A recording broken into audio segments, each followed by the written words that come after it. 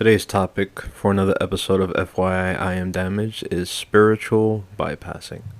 Now, what is spiritual bypassing? Well, it's when someone uses spiritual ideas, practices, or beliefs to avoid dealing with difficult emotions. And rather than just read off a script, it's basically when someone says, hey, God got me, or everything happens for a reason, Jesus take the wheel.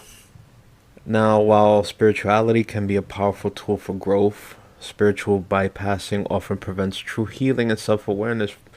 It sidesteps the discomfort necessary for personal transformation. And I had the pleasure of talking with Samuel Johnson, who is a trauma therapist, who is actually involved in my retreat for Forgive to Live in Vermont, where I had my, I guess, internal transformation and was very thoughtful for being there for everyone and just being a kind word. His presence there was a comfort to us and the rest that were there. And he was an immense help, and his advice and personal guidance was one that I'll cherish. Sam, thank you very much. All right, let's get on with the show. This episode brought to you by Cultura Cigars. Check them out on IG, all one word, Cultura Cigars. Hand-rolled cigars made in the Dominican Republic. It's more than just a cigar. It's a lifestyle.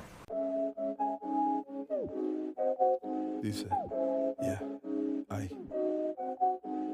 ay.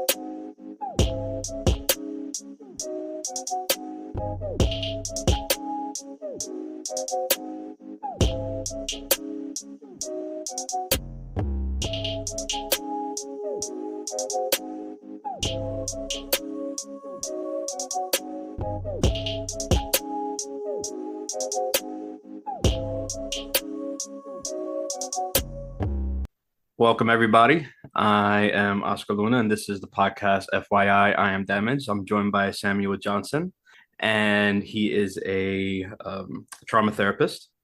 And Sam, thank you for joining me. Yeah, absolutely. I'm excited to be here. The topic you wanted to discuss was healing and Healing. healing versus spiritual bypass. We'll jump into all Yeah, that, and you can let me know what's up. And I know I don't share my questions with everyone, so I love honest and that's you nice. know Yeah, I'm ready. Bring that's it. good. That's good. Yeah. And just in case, to intro the podcast to everybody with my new tagline, it's where the healed, healing, and others share their wisdom, Nice. rather than going the damage route, which, if it's been displayed to me that, hey, it's a triggering word. I get it, and that's okay. Yeah. With what I'm trying to display here from everyone gets their strength from that sort of place, among other places. Yeah. And that's what I believe. Hopefully, we can pull out some nice little gems here. Yeah. Yeah, I think well, it certainly could be a part of this because yeah, where you get your sources of energy and healing from depends on what it will end up looking like. So, my first question, as a Sure. therapist and a human being, how It's do you always define terrible when you healing? start, when you as a therapist. No, no, keep going, but like, How do you define healing, and what does it mean for someone to be on the road or to truly be healed? I'll probably have two answers because you're asking as a therapist, how would healing be defined? And then I'm gonna have an answer for that question. Right. Okay. That's good. Yeah. So a therapist would probably define healing slash healed as an absence of a diagnostic condition. So if depression diagnostically is no longer present. That would be healed from depression, healed from anxiety, healed from schizophrenia, which a person doesn't get healed from schizophrenia. That's a disorder that people learn to live with and manage, right? So I think there's healing and then there's managing a sickness, sort of like you can get healed from cancer, but you can't get healed from diabetes, right? Diabetes is something that you would manage. There are many mental health conditions that you can be healed from, which again would be the absence of those symptoms. So this is like I'm being very clinical and very textbook because you said as a therapist. So I'm answering Right, that question. absolutely. So once they abate, now I think there's a really interesting piece here around, and this takes me back to my very first class. My very first class in psychology. It was my abnormal psych class. Shout out to Dr. Throckmorton. That was his name, Throckmorton. What a mouthful. Which school? Grove City All College, my right. alma mater. Shut up. His name, he went by Warren. That wasn't even his first name. It was E. Warren. We used to say like, oh my gosh, what did his parents actually name him if Warren was better? So, but great guy, great professor. And he said this, if it's a requirement for any mental health disorder is that it causes you significant distress or discomfort. So technically speaking, if a person's disorder isn't causing them discomfort, then you really can't call that a mental health disorder because it should, in essence, be in the eye of the beholder, if that makes sense. So that's sort of textbook. Anything you wanted to follow up around Oh no, that's that? good. You could give That me makes both of sense. your perspectives.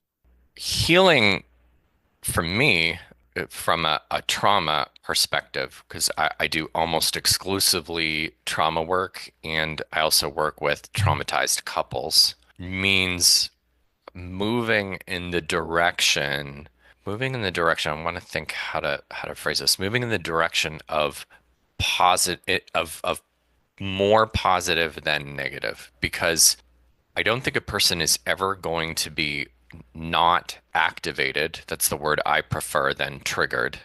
Activation happens. Like I would get that on a t-shirt instead of like shit happens. Activation happens. That's just Yeah. life. But are we moving in a direction of handling that increasingly more productively and better? Now that's a very broad. That's like the 30,000 foot view of healing from a trauma perspective.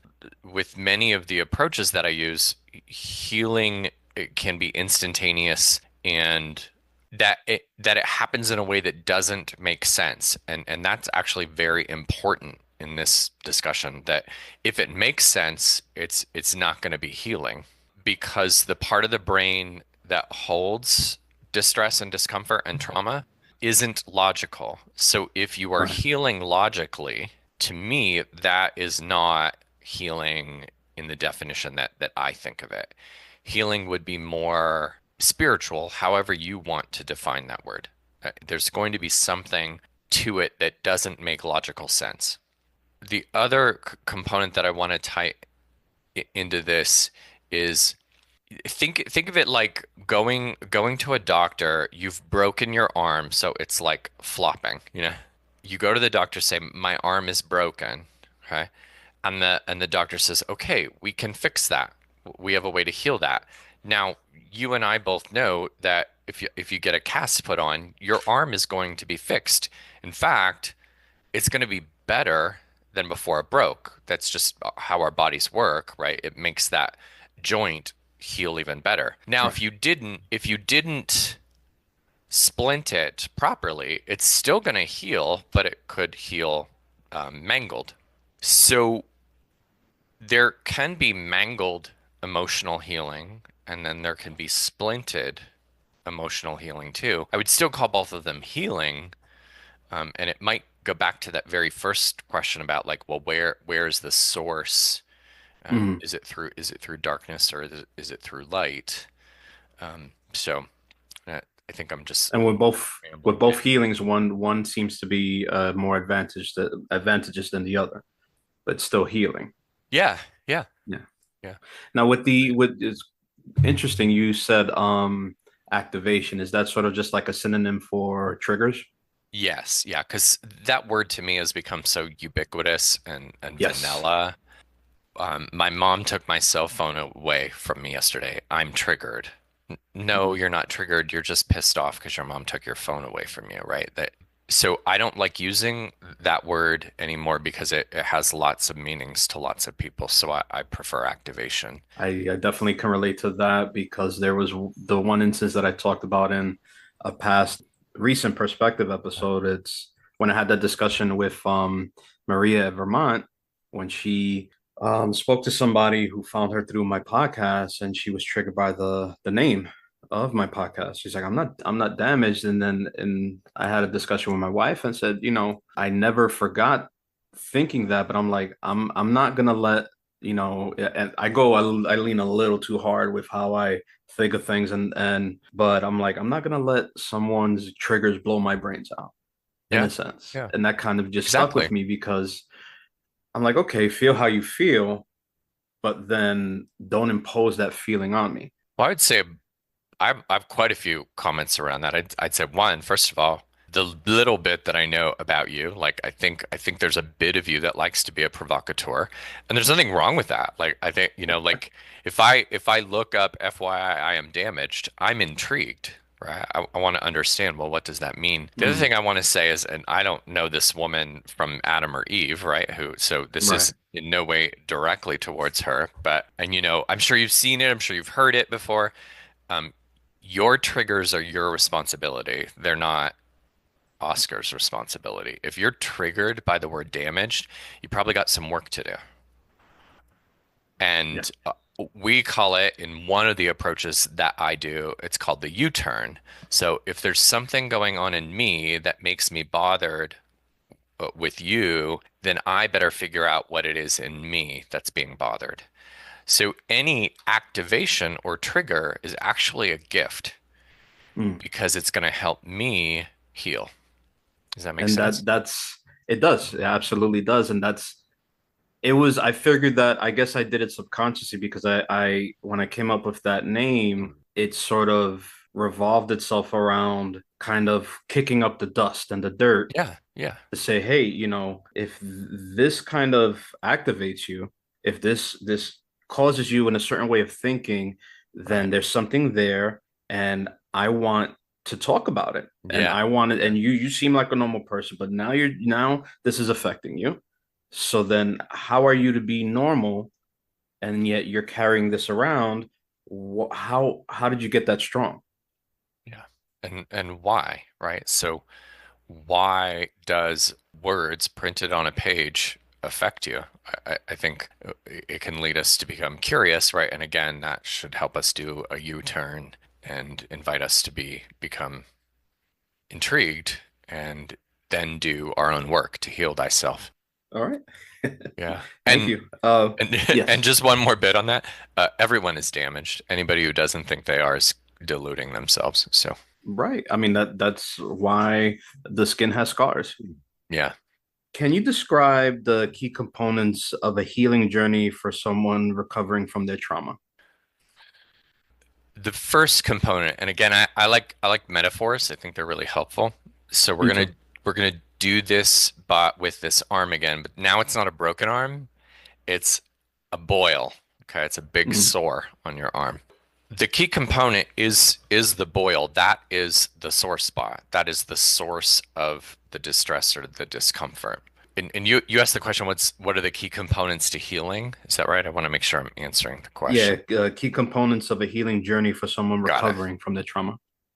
The key component first is to recognize that you have a boil, because some people deny and go like, "Ah, no, Yes. it's fine. I just spray some Windex on it." My Big Fat Greek Wedding is one of my favorite movies. So just spray some Windex on it. It doesn't bother me at all. I'm fine. There's nothing there.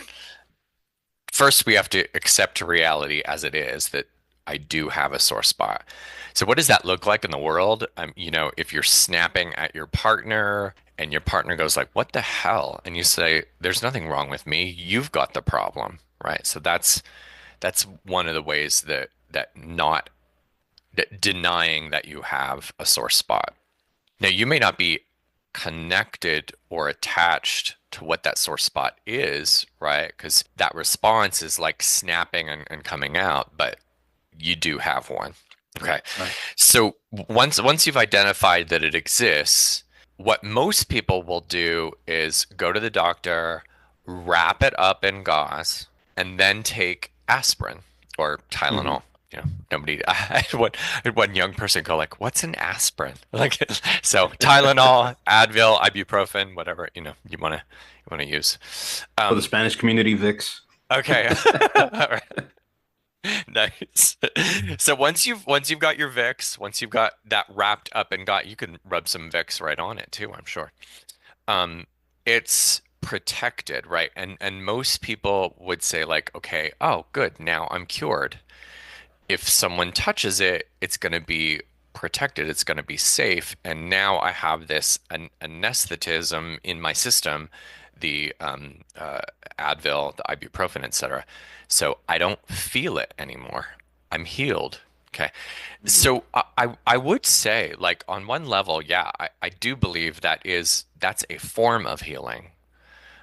So people can heal that way with alcohol, with instead of the pill being Advil, the pill can be Advil. I mean, the pill can be alcohol.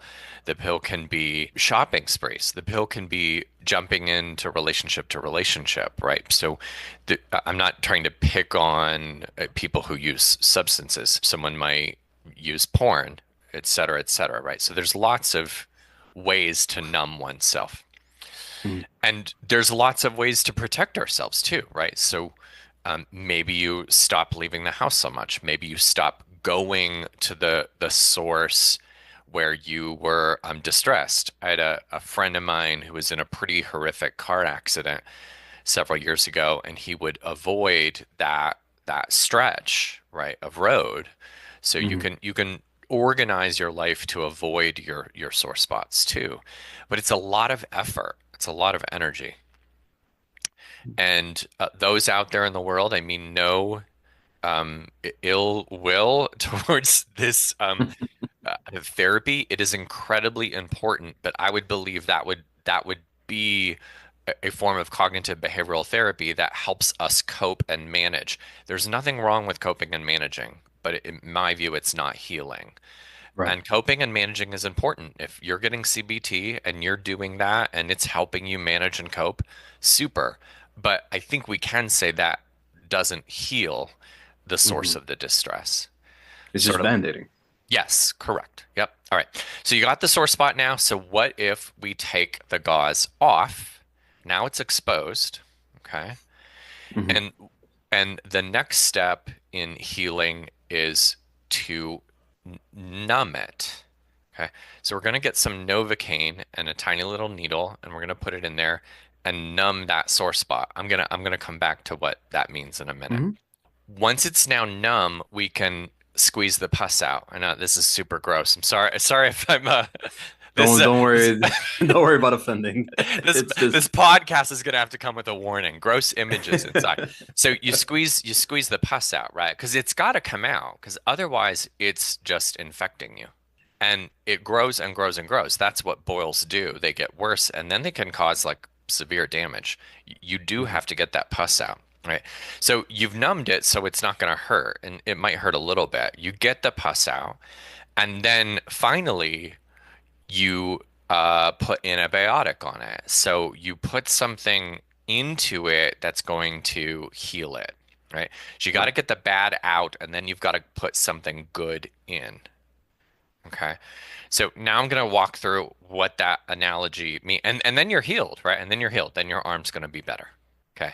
So that's much different than just wrapping it up and taking an Advil and saying, I'm fine. Okay. So that's one sort of healing that isn't really healing in my definition.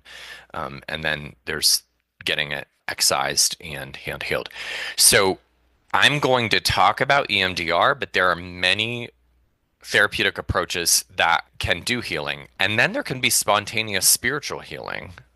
Some of the things that go on at Escapo, I would call spontaneous spiritual healing, and I do believe that the person must want to receive healing. You can block healing. I think that is a prerequisite, actually, in all of these approaches. And Um, just for full disclosure, which I should have mentioned in the beginning, introducing you, is that that's where we met in yeah, the 2024 March Forgive to Live retreat for men. And that's where right. I first met you and where I started my healing journey. Yeah. And you're absolutely right about that. It's, I was on the precipice of my relationships. I was on the ass end of being a bad father, and I didn't want that to keep continuing, and that was kind of the breakout moment for me after the retreat, and how you, Ben, Franco, just walked myself, Will, and Kevin through just a great healing experience. So please continue. So that's one method. There are spiritual methods all over the world. Long before there was psychotherapy, there were spiritual healers who were doing work that I'm going to describe, and probably in other ways too that we've probably lost to history. Number one, I do believe that traumatic healing always involves some form of spiritual transformation. That can be, so if someone's like, well, I'm not spiritual, okay, that's fine. It may be an energy exchange. It may be bringing something from dark to light. It may be universal, but however it is, and I, full disclosure, I am a Christian. I believe that what happens is the Holy Spirit is transmuting, muting, and taking the disturbance. And because I don't believe Jesus wants any part of us, including all of our cells, including all of our emotions, stuck or in pain. And you can Mhm. translate that to any spiritual practice that you hold.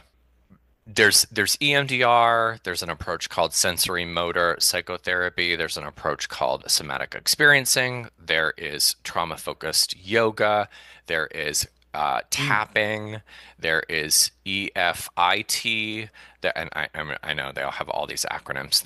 There's neurofeedback, there is give me just a second because I want to try. There's an approach called brain spotting. That's an offshoot of EMDR. And there's an approach called IFS. Then there's lots of other, like an IFS is in the realm of parts work. But what I would describe all of these approaches as is they're called experiential. And experiential means just that you're having an experience versus a cognitive behavioral therapy that is much more about using the prefrontal cortex, the thinking part of your brain. And the Right. experiential part of your brain is in a much different place in your brain. It's much further back in your brain. And trust me, Oscar, I'm very thankful that we're humans. I'm glad that we have cars and air Yeah. conditioning and heating. I want all of that stuff. But your prefrontal cortex can override what your deeper brain is trying to do. And so, Mhm. in essence, in most of these approaches, what we're attempting to do is asking this part of the brain to stop overriding for just long enough to let this brain do what it needs to do. Because this brain knows that the metaphor for this is, have you ever seen a bird hit a window? Oh yeah, I've Yeah. seen many hit my window. So, have you ever watched afterwards? And it's okay if you haven't, but like, have you ever watched the bird afterwards? Almost The always, ones that get up. yeah, almost, yeah. If they get up, almost always they'll fall to the ground. They'll look around, and that's important. They'll look around, so they're orienting what just happened. They'll shake. Their entire body shakes, and then they'll Yeah. leave. And what humans do is our prefrontal cortex overrides the shaking response. Shaking is a way for that animal to, in essence, like reset the nervous system. It's like banging on your computer, like when it doesn't work. And we humans have evolved past the shake response, and that is literally one of the reasons why we get stuck in trauma. because we can tell ourselves, man up, you're fine, you're going to be okay. Or um, it's not always that. Sometimes it's, I need to focus on everybody else. I need to help them. Right. Hmm. And so we haven't done the work that we need to do. But all of these approaches that I'm talking about, these experiential approaches, say in different ways, we need to shake. We need to re-experience that in a safe enough way, because that I know I'm scaring the shit out of people. I don't want to re-experience it. It's always safe Yeah. enough. It's always safe enough. And that's why I know many of these approaches. I do brain spotting, I do EMDR, I do IFS, I do tapping, I do EFIT, and I also do neurofeedback. And the point is, one approach I believe isn't a cure-all for everybody. So you Hmm. have to find the right fit for them. And that's great because, God, I haven't.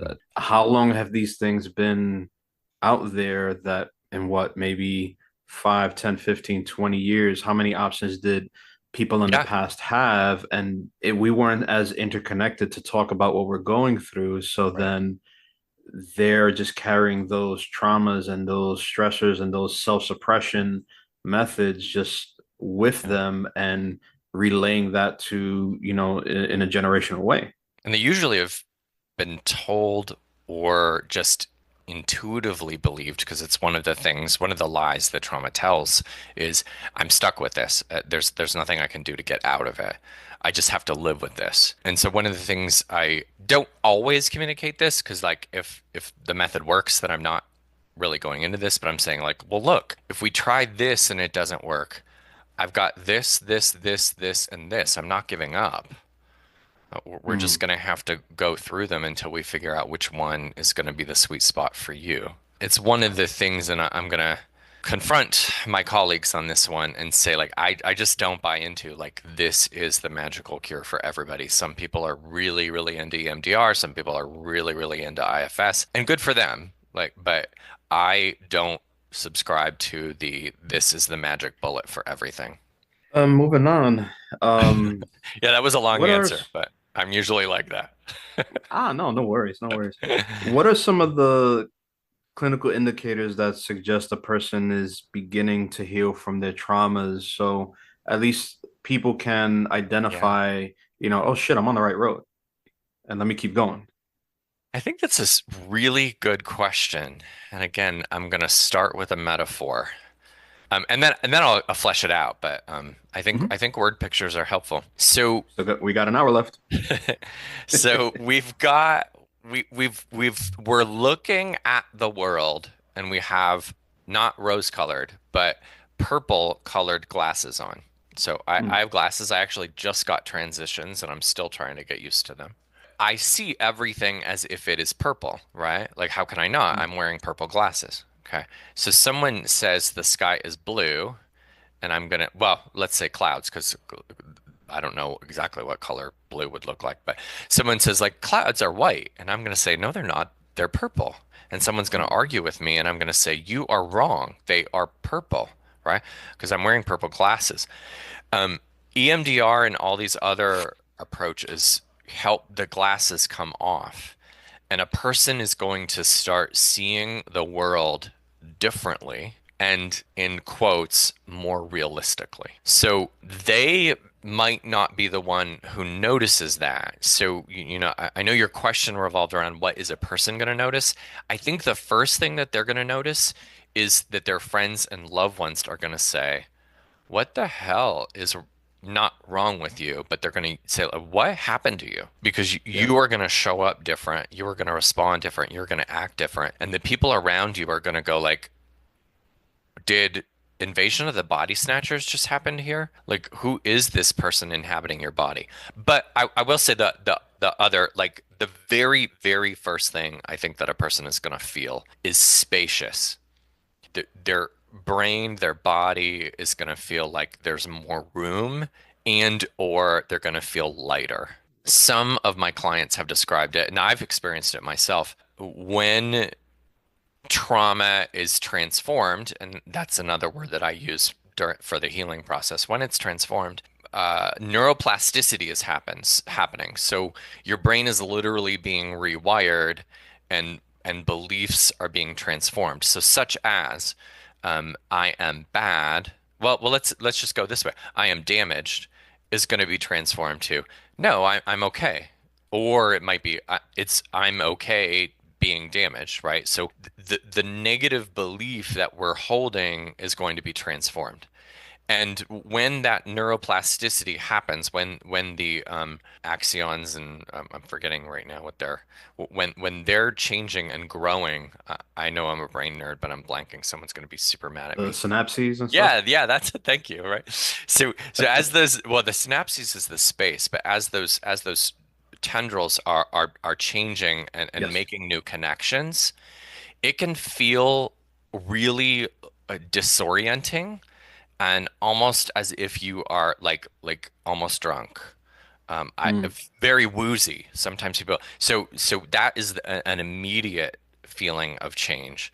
Some people will describe, I feel woozy. I had one kid, it was super funny. I had one kid say like, man, that was the best marijuana I've ever had. Like, and it wasn't marijuana. He's like, that felt like the best marijuana. And I was like, well, I hate to tell you, but like the more you do it, the more it sort of wears off. I've never, he's like, do I always get to feel this way? And I said, well, I don't know. I've never used marijuana. So, like, I don't know. So, Like but, you remember when Franco, when I was sitting down, he's like, he looked at me, he's like, after I had my release, mhm. and he was like, "You okay?" And I'm like, "Yeah, I'm fine." I didn't feel like I felt like a weight was lifted off, and Yeah, I was right. just sitting down, like, "Yeah, I could go home."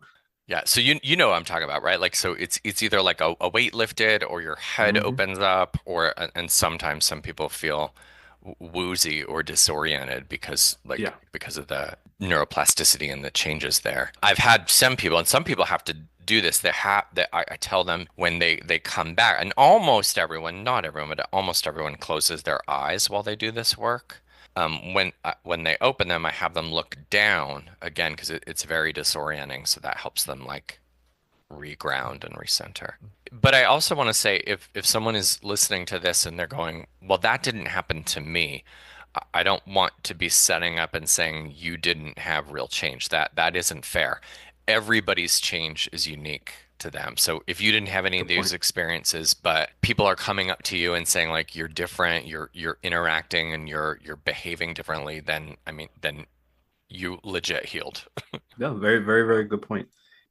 In your experience, and going back to the topic you wanted to touch on, like starting Yeah. there, what is spiritual bypassing, and how can it interfere with true healing? Yeah, thank you. I love this question because this is where I'm going to start pushing buttons. And you know me, Oscar, I'm not Push afraid to away. push buttons.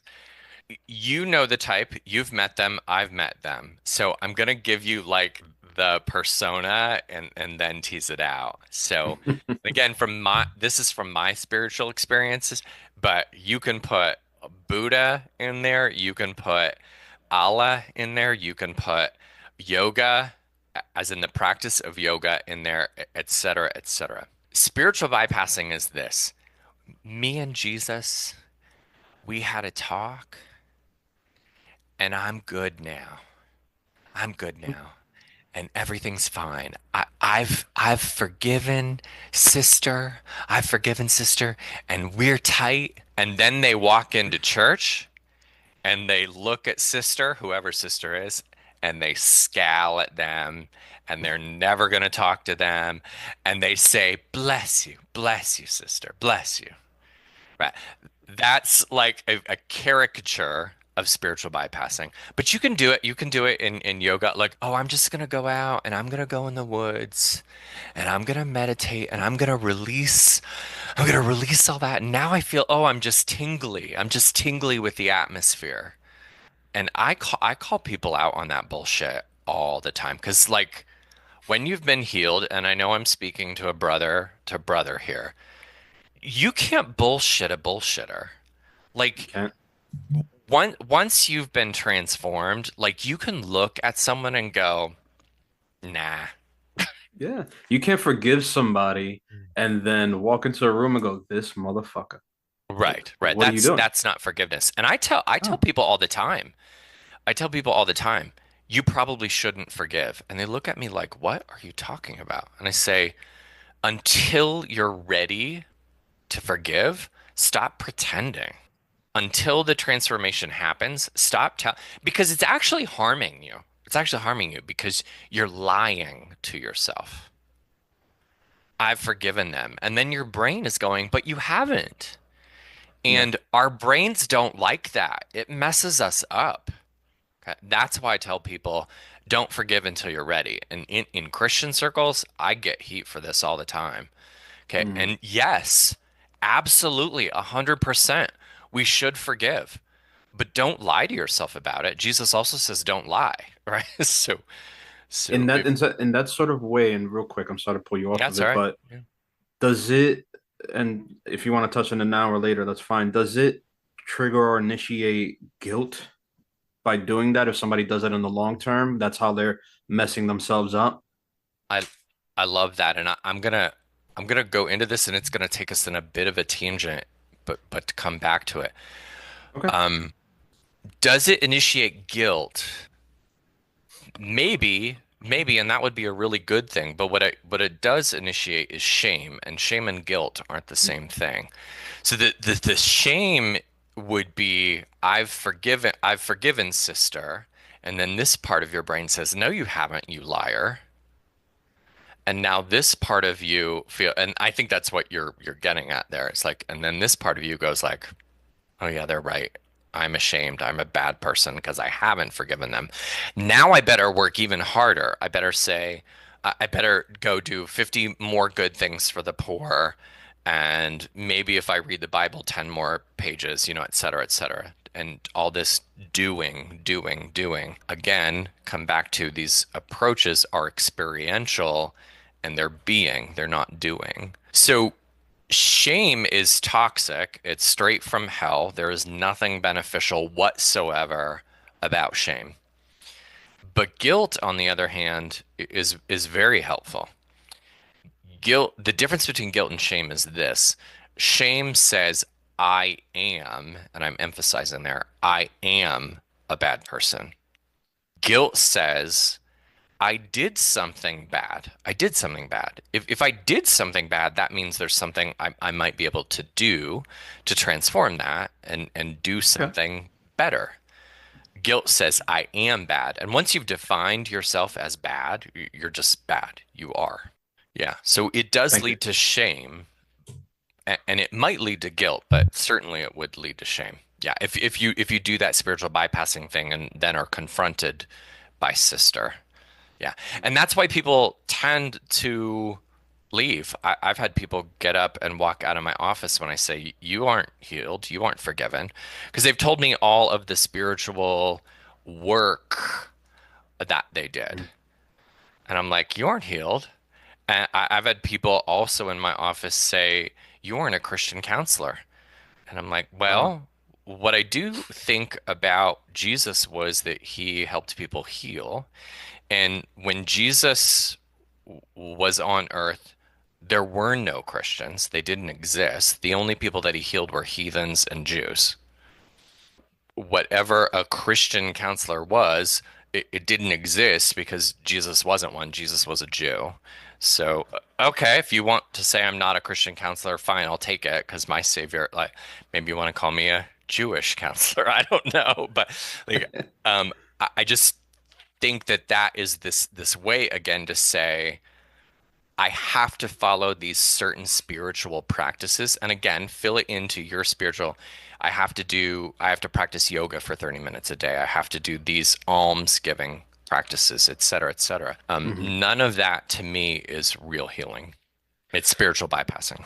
Continuing on with that, what signs can an everyday person look for to avoid spiritual bypassing, and how can therapy help prevent it, right? Other than just pointing it straight out, I mean, can they, how do you guide them through it to recognize it? I I usually take the direct route. I see. Yeah. It's not always very effective. I'm actually laughing at myself around that. But I think one of the things like so if you're sort of wanting to go through like your own inventory and go like, am I doing this or not? I think one of the things to look at, well, what is the fruit?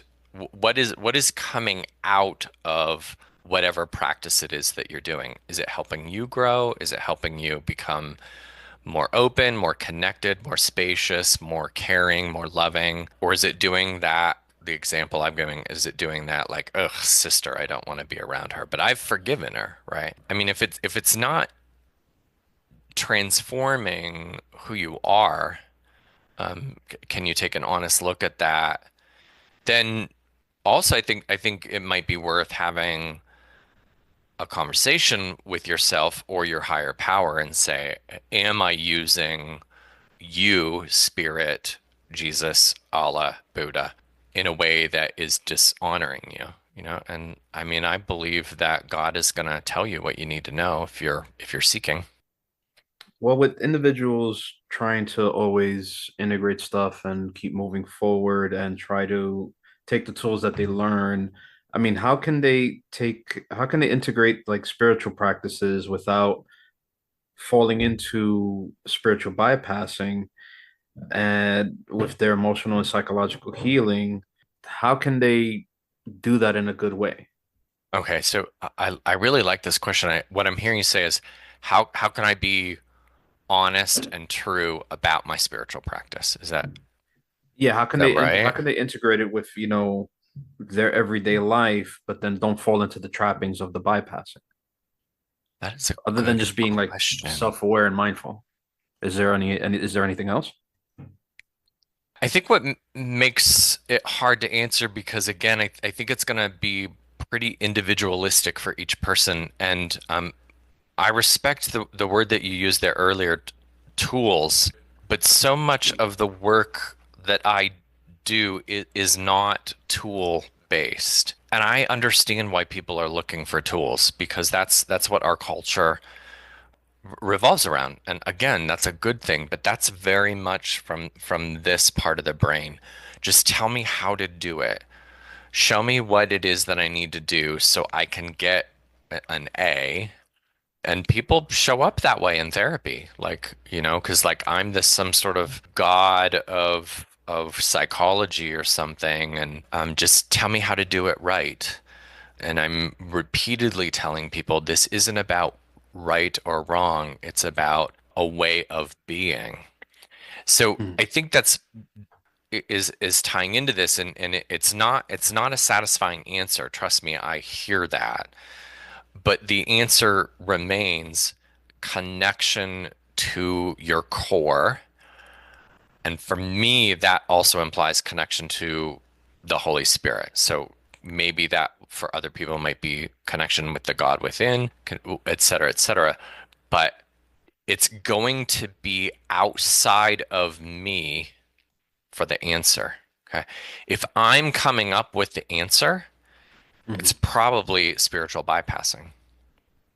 If I'm like, yeah, I'm okay, I'm Yeah. good with me, that's When they say, probably like how they say God got me, is that like a light form of bypassing, or is it something that can help if it doesn't move you to the next step of saying, okay, how does he got me? And right, right, yeah, okay. yeah, and that's the thing, because so like we can't just say because one person may pray to Jesus or to Buddha, whomever, Hmm. and Jesus can absolutely I'm transform you in that moment. And what I'm saying is the person that says Jesus transformed me, well, if that's the case, then you wouldn't glare at sister. And then there are the people that Jesus did. He's like, yeah, like they're literally now transformed. I'm not here to deny that spirit transforms people. I'm here to say people use Jesus and use Buddha and quite frankly, I think that is incredibly offensive. I don't think people are intending to be offensive, but I don't think that makes Jesus or Buddha happy whatsoever for his name to be used like that. Oh, yeah, I'm better because I had a talk with Jesus. And then you go treat sister like shit? Please. I think you're being incredibly offensive to the person that you're saying you're so connected to. How do you help clients distinguish between healing and merely just coping? I know you shoot from the hip, I know you tell them directly, but it's maybe you encounter somebody who's a little bit more Yeah. sensitive than others, and maybe you want to you're Yeah. you're in a good space that day to say, Yeah. hey, look, let me kind of walk you through something so you could see the BS. Yeah, well, most of it is, and I talk like this here. I mean, most of the time, there are moments when I'm pretty direct, but most of the time, I'm being very supportive and helping people find, and usually it's this. I'm helping them find their answer to that question. So usually, there's a lot of questions that are coming out like this, and it's not this terse, but the gist of it is, how is that working? Right. So that's a old oh gosh, I Yeah. can't think of that guy's name. Oprah's friend. I can't think of Dr. Phil? Dr. Phil. Yeah, he's famous for like how's that working for you? But he says it real sort of tersely, but like Hmm. okay, well let's explore this. If it's working for you, do more of it. If it's not working for you, well then we probably should find a different solution. I do a type of therapy that's this therapy that's called IFS. That's quite interesting. Let's just leave it at that. It's interesting. And I help people connect and speak and talk to parts of themselves. And in this approach, it says that we have protectors. Okay. And protectors are just doing their job. A protector is going to protect. That's what it does, right? And Hmm. if we were injured or hurt or harmed in some way, so let's go back to that example, and our arm is sore and we wrap it up. A protector might be like in the metaphor is the gauze itself. It's saying, ain't nobody gonna get in here because that was awful. We don't want that to happen again. So I get why we have protection, but I was just sharing this with a client that I was seeing yesterday, and I said, your protection, though, now is backfiring. If you have a boil under there and you're keeping it protected, at some point you are going to get sepsis. It's going to kill you. You have to get the poison out. You can't just leave it there. And the protection is saying, oh, but I'm doing my job. Well, yeah, you are, but your job is killing your host. Is that That's the what you want long-term to do? effects.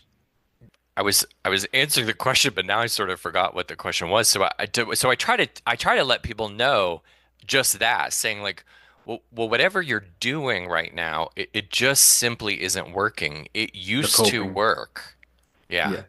yeah, and we all need coping strategies. Okay, so we've talked about the light ones, and by the way, part of the reason I'm so interested in spiritual bypassing is I tend to hide my darkness in light. So it isn't just spiritual, it can be like burying yourself in work or your kids and your family. There's lots of ways to spiritually bypass, right? Hmm. And then there are like just innocuous things like keeping yourself really busy or going home and neatening things up and straightening up, like on and on and on.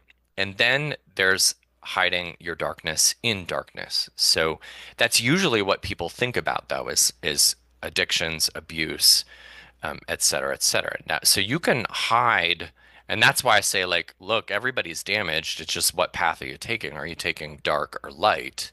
Hmm. White meat, white meat or dark meat, right? At Christmas and Thanksgiving. The question fits both.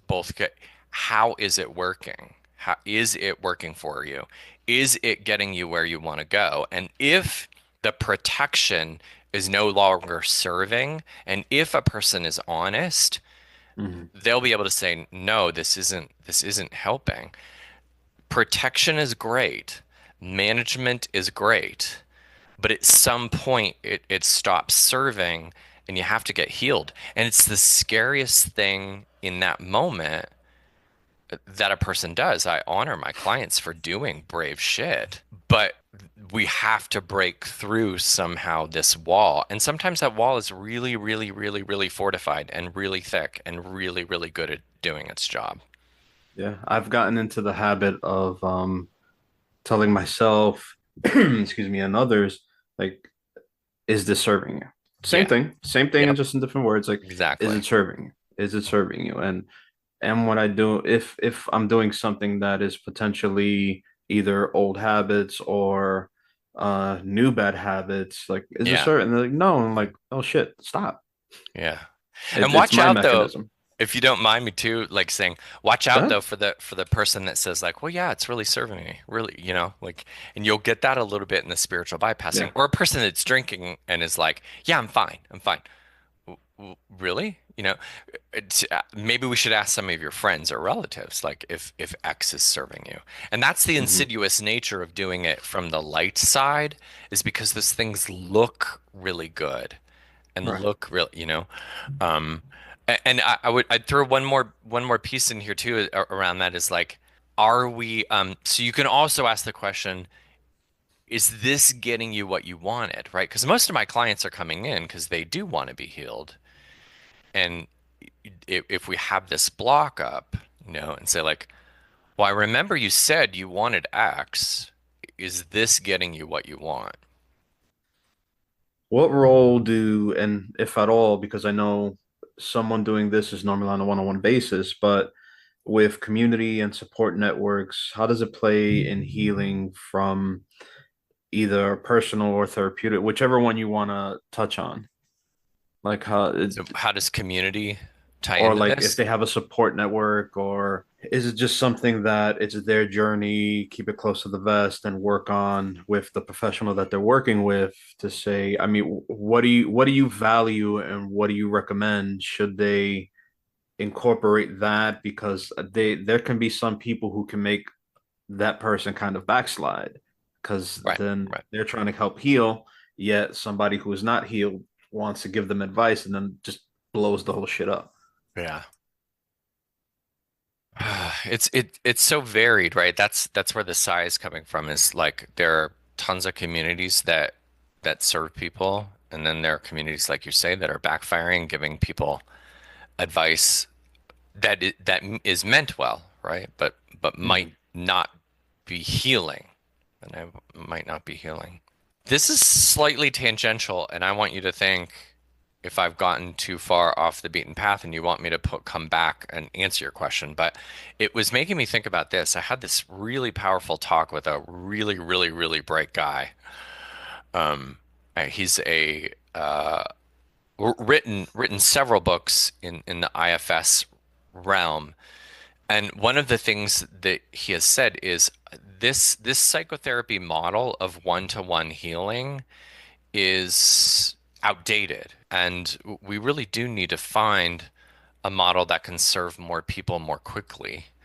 And the psychotherapeutic community in general also has very strong protectors, right? So if I and I've people have asked me like, can you come teach us this? And what goes on in my head is I would love to, but I'm pretty sure the psychotherapeutic community, and I am not labeling IFS, I'm not labeling EMDR, I'm saying globally, the psychotherapeutic community would say, you can't teach this to someone who isn't licensed. There have been times when I've been asked to come like to men's groups and different things, and they've said like, hey, teach this, because I've helped people, and I just like in this group that I'm involved with Forgive to Live, and I'm involved with another group, and I'm like, I can't, I cannot practice legally outside of Pennsylvania. Now, there are things that I can do. I can be therapeutic, but I can't practice psychotherapy outside of the state. And some of that is good, and some of it limits the ability to help people, and I think that is bad. And Um, what are some of the therapeutic recommendations that you do for people that need your help, but keep yourself and keep your license safe? what I'm going to say on this podcast is I can be available, present, connected, and have a therapeutic stance. So I could, yeah, and like just listen to how I'm talking right now, right? Mhm. That's how, and that's what this gentleman is saying, and I'm saying it too. this model is designed to be insular. And there are good reasons for that. There are reasons about protecting people, and bad psychotherapists have harmed people and shady things have happened. So there are reasons why there are regulations, but it also limits the ability for healing to happen. This gentleman was suggesting, and I believe that he's doing it outside of the country, teaching people in community circles. So this is pulling it back into the discussion. What if we Mhm. taught circles? What if we taught wise mothers and fathers? You know, and I'm obviously about as white as they come. The Hispanic community, right, has a bit more of that mother-father hierarchical connection. Mhm. And African communities have that. Like there are leaders and elders in the community that what if they could be taught and then that could then be dispersed as in like a discipleship model versus the tight controls that are kept around psychotherapy. The fear, of course, is that someone's going to kill themselves. And that really I believe it ultimately comes down to. And almost every psychotherapist lives in that fear. I can assure you, I don't live in that fear. I really truly don't. I do live in a fear of losing my license. I'm more afraid of other psychotherapists coming after me than am of one of my clients dying. But yeah, it's a, therapeutic communities are and and I'm saying therapeutic by people coming around you. Yeah, are very Uh, important. yeah, thank you for the laying that out. Moving on. How can someone ensure that their healing process is sustainable and long lasting? So it's twofold. And gosh, I just love this question. It's something that our mutual friend Franco and I have discussed a lot at length in this. There is the instantaneous transformation, and I believe that is happening spiritually. There is, on the other hand, the repetition process.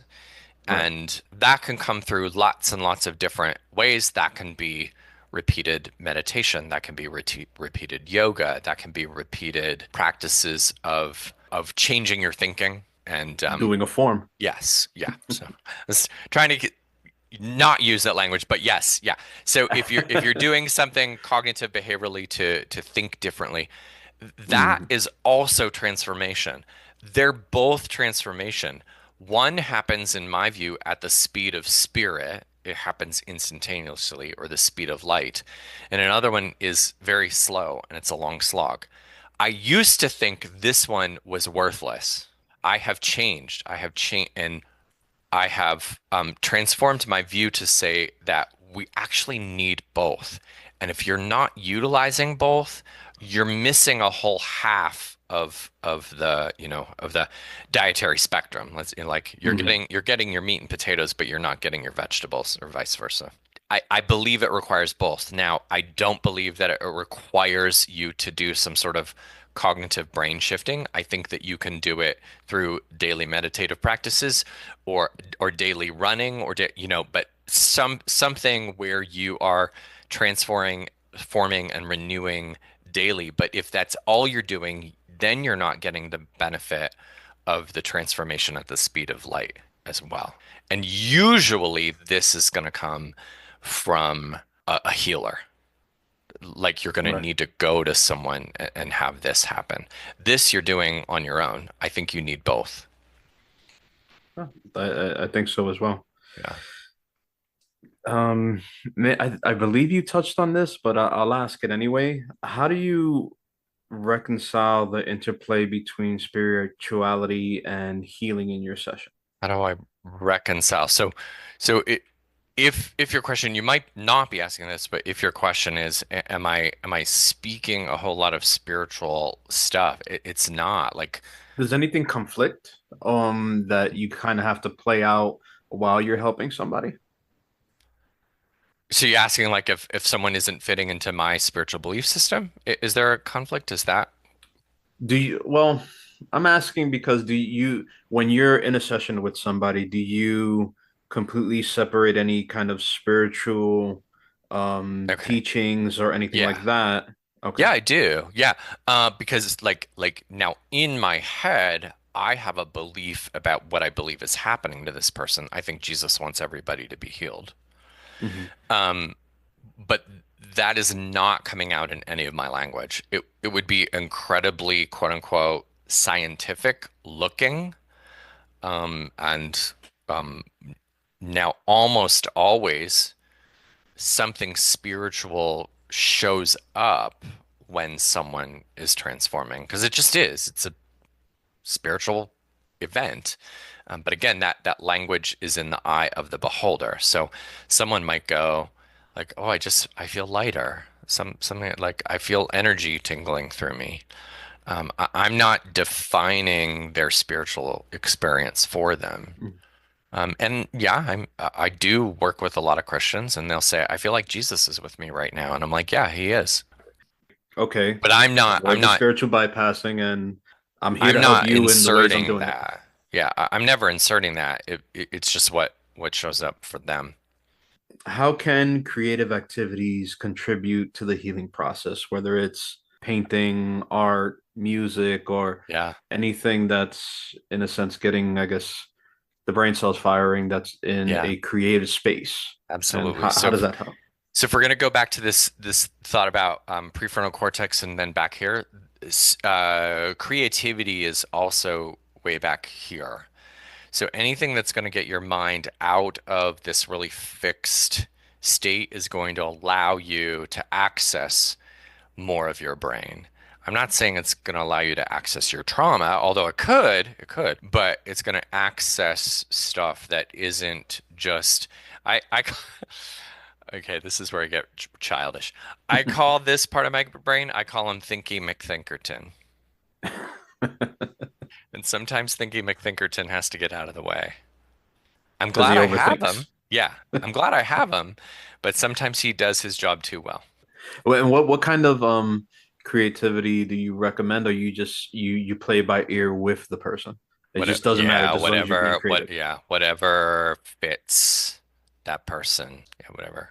And lastly, I mean, what valuable lessons have you learned about healing and resilience through your work and basically facing this spiritual bypassing and everything else that's under the sun about what you do? Hmm. And just what are your lessons that you'd love to let people know? Number one, healing is not for the faint of heart. And anyone who does it is brave, powerful, and infinitely stronger than they could ever believe. I deeply respect and honor my clients for going down a journey that I myself have taken. So I certainly haven't had their experiences, but I had mine, and I know what it takes to go through a healing journey. So first of all, I don't take it lightly. Although there are times when I do get lulled into that, and then there are moments when I get snapped out of it. I go like, yeah, this is real stuff. Equally as important is it's difficult for the healer. And I hope that clients can at least have an awareness of that this is tough work. I'm going into battle with them, and I have ways to protect myself. And yes, I'm strong enough to manage it. It does take its toll. It does take its toll. Yeah, please let us know how someone in your field that deals with, and not to play it low, but basically deal with their shit, Yeah, and then you're also dealing with your own shit, right. and then you're trying to heal them, and then We just pass it I on.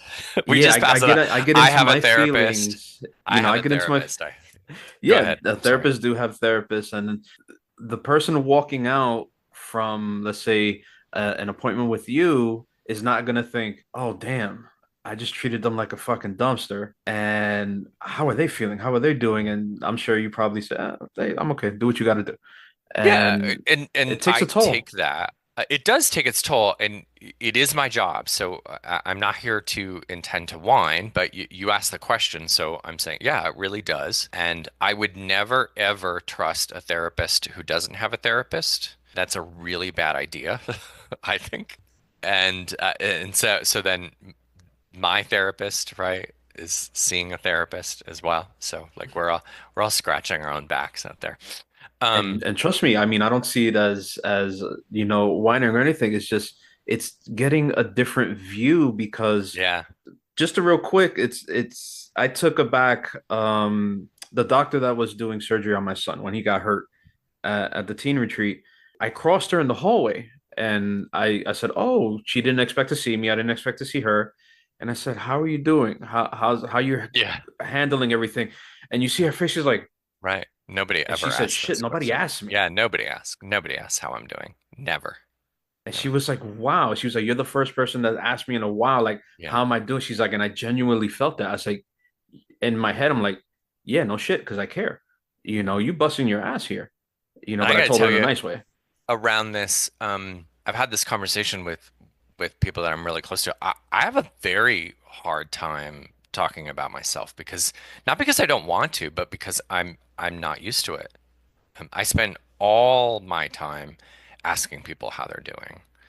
And again, I'm not trying to make anyone feel bad, but it is true. But people rarely ask us how we're doing. I think they think that we're immune to it. I don't know. I don't, or that we have our own coping, and we do.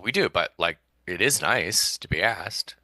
And some of the things that I use to cope beyond therapy is exercise, spiritual practices of my own. I also do EMDR with and for myself. And then I'm also a neurofeedback practitioner. So I like fix my own brain and get it back to a normal rhythm. There are lots of things that and other therapists, there's an approach called tapping. There are things that we do to decompress, and it is necessary. You want to talk about spiritual bypassers. Therapists are really good at that. It's kind of like the thing, like who are the people that smoke the most? Go back and on a lunch break during at a hospital, the nurses and the doctors smoke like crazy because we're stressed and people aren't asking how we're doing. Thanks for asking. We're not Yeah. okay. We're not okay. We're blinking. We're not okay. Jokingly, I mean, I'm okay, but it is nice to be asked.